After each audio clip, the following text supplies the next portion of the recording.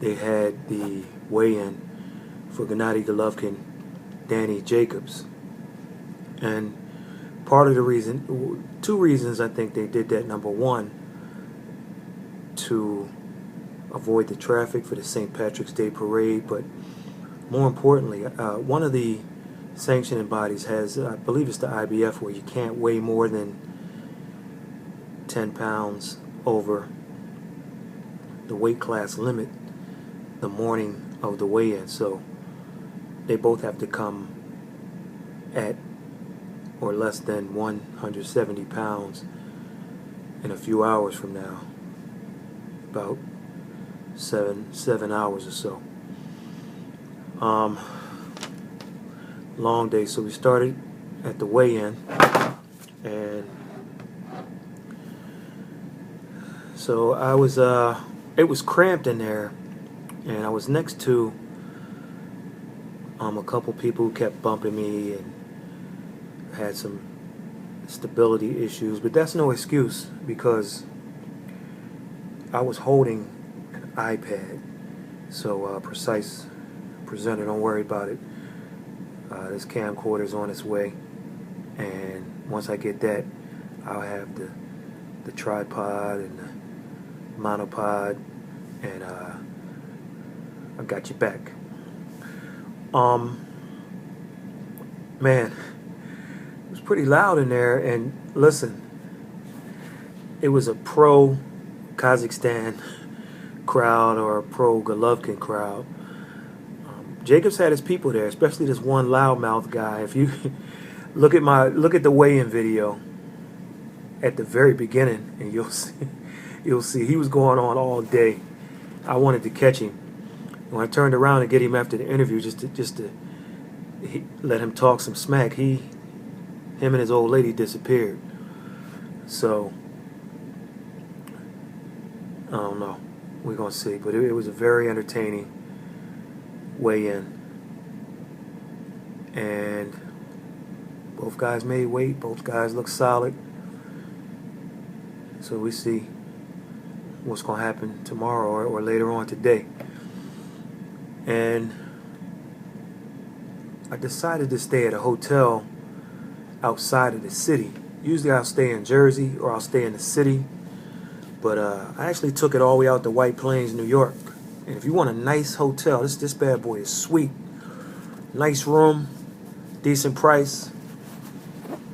The Hyatt in White Plains, New York. If you put it in your GPS, it'll come up as West Harrison, New York. This is a decent place, and it's official. It's official. Outdoor pool, not an indoor pool, so that's a no-no with the snow on the ground. It also has the a basketball court, fitness center, laundry. I mean, it's official for sure. Room is spacious. Got a stove, refrigerator, all that microwave, DVD player, and not all that expensive. So then I tried to steal a few hours of sleep, didn't work. Went back out to Madison Square Garden, to theater, to see the Olympian from Northern Ireland, Belfast, home of the Jackal, Carl Frampton. We got to see Michael Conlan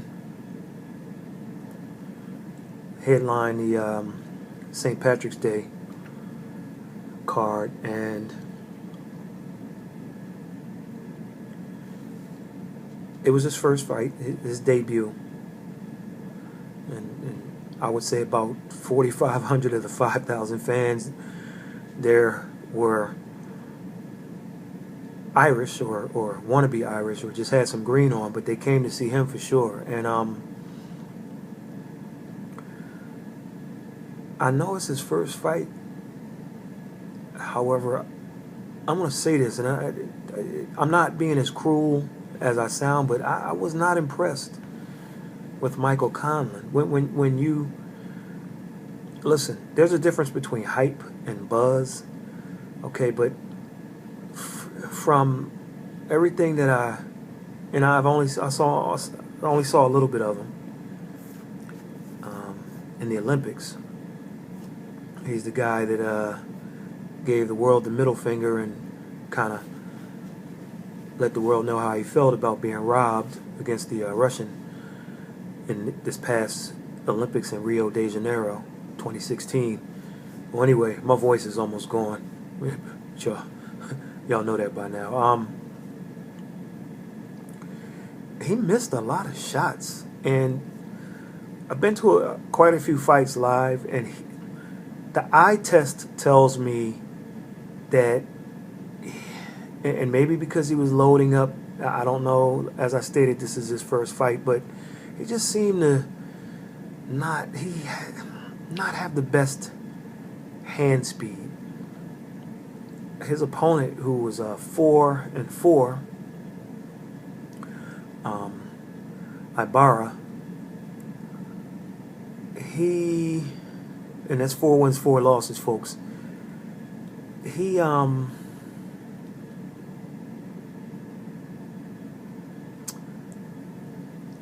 could see everything coming. It's just he was outmatched, maybe from an athletic standpoint and just from a talent standpoint. But Collins, the punches just didn't seem to have. It just didn't seem to have. I don't know what to call it. I don't want to say world class hand speed, because you can be a world class fighter without hand speed. But based on the hype and everything, I wasn't impressed, and definitely wasn't impressed with the stoppage. The fight was stopped about a minute into the third round. He caught Ibarra with some shots and followed up, and Ibarra went into defensive mode, and the referee jumped in and stopped it. And I thought definitely premature. However, New York State is erring on the side of safety. They have these new safety first rules, and listen, I'm all for the safety of fighters. I didn't like the stoppage.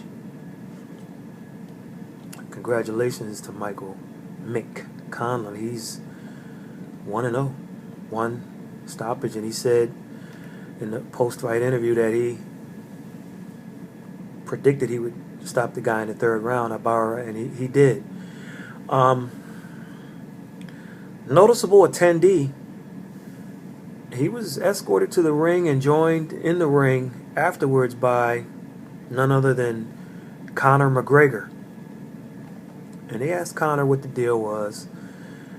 And I mean, they just, listen, he jumped right to it and said, "What's up? What you gonna do? I mean, you're in a boxing ring tonight supporting your friend, Conor. Will we see you in June in a boxing ring?" And Conor's response was, "Well, this night is all about Michael Conlan, so let's not take away from that." And the fans appreciated it. They appreciated it. Now, had there been American fans and non-Irish and a non-Irish fighter, they probably would have booed him, like, answer the damn question. But he answered it the right way. On the undercard, talking about my busy day, this just was the beginning of a busy weekend for Abel Sanchez. I think he has 3 or 4 fighters this week fighting. A couple on the card tomorrow for sure, or later today. Alex Saucedo, hard-hitting Alex Saucedo, improved to 24 wins, 0 losses with 15 knockouts, as he stopped Johnny Garcia, who dropped to 19-4-4 with 11 knockouts. You talk about Gennady Golovkin having one of the best, if not the best, jabs in boxing. Well, I tell you what, you can't tell me that Alex Saucedo hasn't spent time developing his jab in the ring with Golovkin, or at least with Abel Sanchez working with him. And his jab was a power punch tonight. His jab was on point, and he dropped Garcia in round one with that jab. Nice hard one. And he kind of got up, and it didn't seem too right after that jab, too. And round two, Saucedo got Garcia against the ropes, kind of feinted, and Garcia covered up, and then he threw a left almost pivoted and threw a left from an angle that Garcia never saw, and just rocked his head back and followed up with a couple of shots. And Steve Smoger jumped in to stop the fight. Now, if you know anything about Steve Smoger, Smoger will let you almost die in the ring before he stops a fight. But he stopped this one tonight, and that's not the Smoger I know. Smoger would have let it continue. I'm glad he did to an extent, because I think Garcia was just overmatched, and and Alex was starting to find a home for his bombs. However, once again, these new safety rules in New York, there's going to be a controversial stoppage coming soon. And once again, I'm all for the safety of the fighters, but a lot of these guys are stepping out of character. And then we had the in-between round. Okay, take 2 steps to the left, 2 to the right. Okay, now follow my eyes and all this. And I'm like, dude, let him get he got his instructions. He's okay. See him right after the round. Don't wait until he's sat down, gets his water, puts his mouthpiece back in, and we're ready to start the round. And then you say time, and then the doctors kind of examine him. That was after the jab. He was a little woozy, but nothing that would cause you to do that. However, we remember what happened in Madison Square Garden in the heavyweight division a few years back.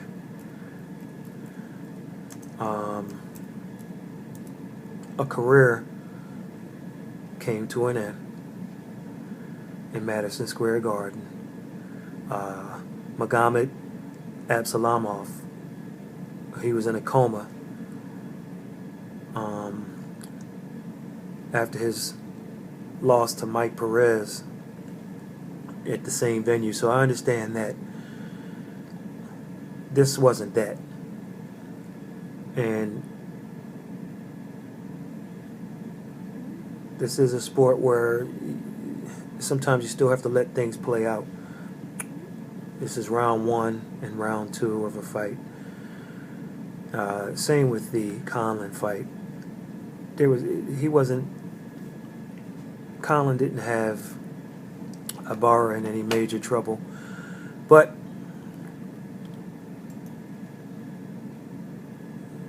for now, that's the way it is. So tomorrow night, or tonight, if you want to call it, we got the big one. Gennady Golovkin versus Daniel Jacobs.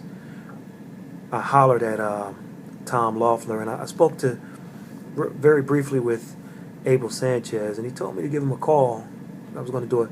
I wanted to do a one-on-one at the hotel with him. He's at a different hotel, of course. Or a telephone interview. He told me to give him a ring, but I know he's caught up. He's tied up. So I'm going to see if I can get him after the fight. Of course, if his guy loses, he might not want to talk to anybody. So we'll check it out. We'll give you a post-fight review. Maybe try to get a couple of interviews. We did a quick 3-4 question thing with Jesse Vargas earlier today. We got video from the weigh-in. And thefightjournal.com will be in the house tomorrow night. Madison Square Garden. Make sure you purchase that pay-per-view. Won't kill you. And we've had some free boxing. We've had some canceled pay-per-views. So the timing is right. It's income tax return season. Treat yourself. Support Gennady Golovkin and Daniel Jacobs, and get those numbers up where they need to be. And we'll see what happens at Madison Square Garden. Until then, we'll catch you on the next one.